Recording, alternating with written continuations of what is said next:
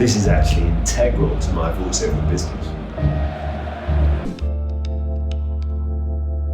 The different elements that make up a voiceover career aren't mystical. You need to obtain a certain level of proficiency on the performance side, on the marketing side, and also on the technical side, like almost any freelancer. But while the initial part of our careers is typically fueled by the adrenaline, the novelty of the new, after a few months, we can't rely on that alone to execute our daily tasks. James Clear, in his book Atomic Habits, affirms that success is the product of daily habits, not once-in-a-lifetime transformations. Habits are the compound interest of self-improvement. Getting just 1% better every day counts for a lot in the long run, and this is definitely a philosophy that I subscribe to. It's important to set your goals, as I've covered in these videos already previously, but it's going to be daily consistent action, or habits, that are actually going to carry you to that destination. Clear goes on to lay out a plan of how you can actually form and construct good habits, so I wanted to take a look at his 4 key points and then see how we could apply them to voiceover. So, the 4 rules to start cultivating a good habit are: 1. Make it obvious. 2. Make it attractive. 3. Make it easy. And 4. Make it satisfying.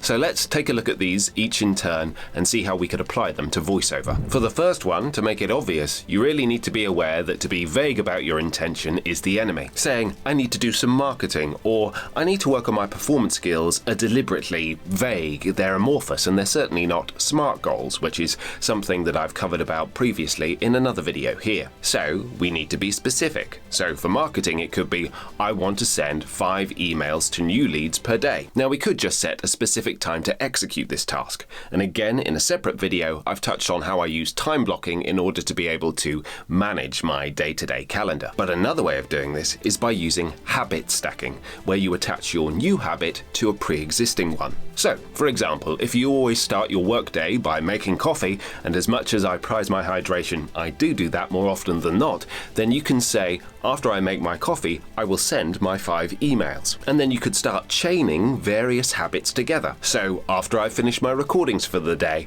I will learn 1 new keyboard shortcut in my DAW. Or, after I've checked my Instagram, I will make sure to comment on 3 other people's content. Notice also the benefit of linking these habits by location.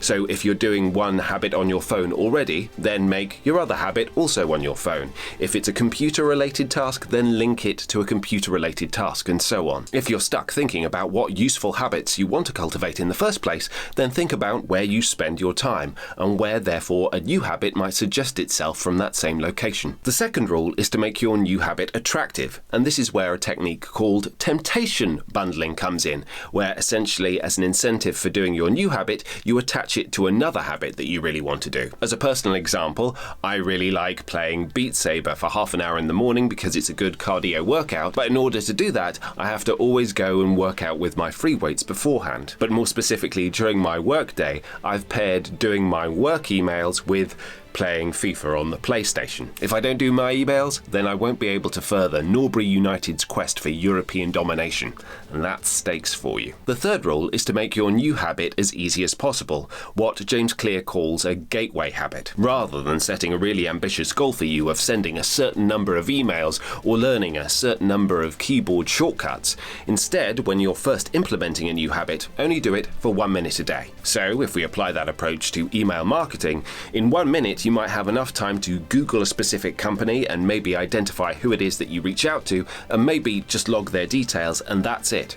And when establishing that habit, that's all that you need to do. And yes, that really is ridiculously simple, but that's why you also have no excuse not to do it. Of course, we want to end up extending the amount of time that you spend on that habit, but the first most important thing is to be consistent. And the final rule to tie it all together is to make it satisfying. Now, Clear affirms that the human brain is evolved to prioritize immediate gratification over delayed satisfaction. So, what is immediately rewarded is more likely to be repeated. And as we've already seen, temptation bundling is a way of attaching gratification to execution. But another way of getting that immediately successful hit is habit tracking. If you've ever consistently filled in a journal, or if you've ever continued to log in your exercise process, or if you've ever used one of those language apps that congratulates you on chaining together consecutive days of exercise or practice, then you'll have sensed the reward that gives you, knowing that you're not breaking the chain. Of course, life life will interrupt at some point and all chains will be broken. But when that eventuality occurs,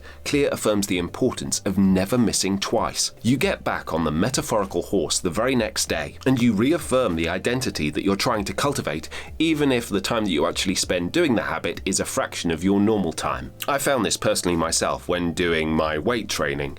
It's been the bad workouts where I've only done it for half my normal period of time and my form has been bad and I've really felt kind of icky about it, but I've still done it, and therefore I've felt that I'm someone who does work out 5 days a week, regardless of how good that quality of workout actually it is, rather than entering into a spiral of, oh, I've missed a workout, so therefore I'm not my best self, so therefore I might as well just give up entirely. So, in VoiceOver, even if circumstances really mean that you have very limited time to get back on the wagon, just getting back to doing even 1 minute of a vocal warm-up and 1 minute of marketing still reaffirms your identity as a voice actor who does marketing and warms up vocally every day. Now, it's this final point that I personally found most revelatory for my career. Switching from a voice actor who wants X, Y, and Z to one who is X, Y, and Z. I end up taking huge pride in the identity that my habits have given me, and therefore I'm more motivated to maintain them. Of course, this is a very abbreviated version of what's covered in James Clear's book, and I really do recommend that you read it yourself. But hopefully I've demonstrated how you could start applying this to a voice actor's career,